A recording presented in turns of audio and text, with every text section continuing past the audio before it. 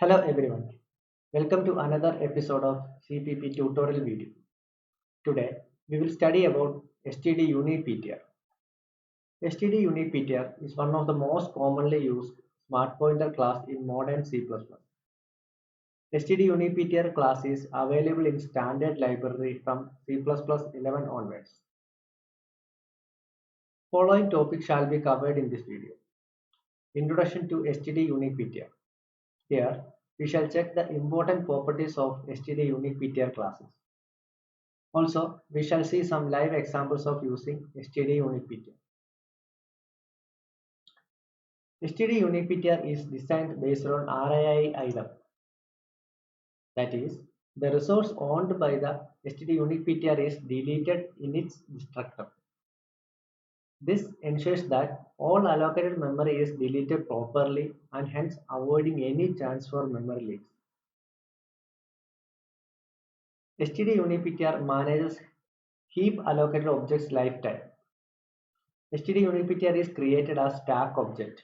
This stack object holds the address of the pointer resource attached to it.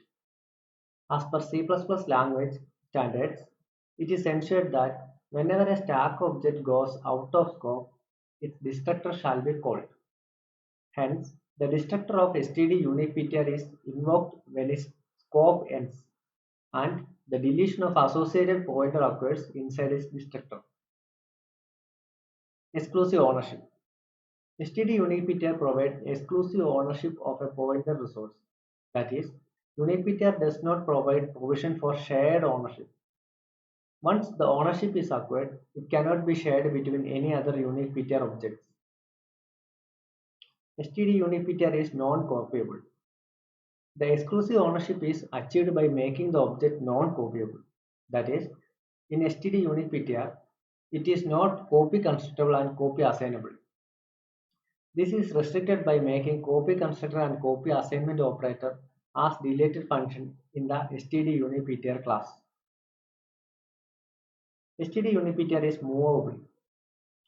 Here, the ownership of STD UniPTR object can be moved from one stack object to another stack object.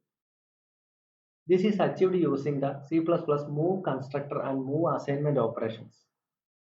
At any point of time, the developer can deliberately move the ownership by explicitly calling the std move function from one object to another object. Once moved, the source object becomes empty and it is no more attached with any pointer resources.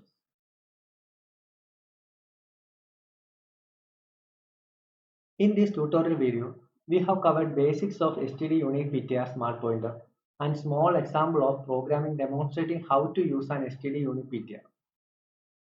Please let us know your doubts, suggestions and comments in the comment section below. If you have not yet subscribed to this channel, please do subscribe and press the bell icon for future video notifications.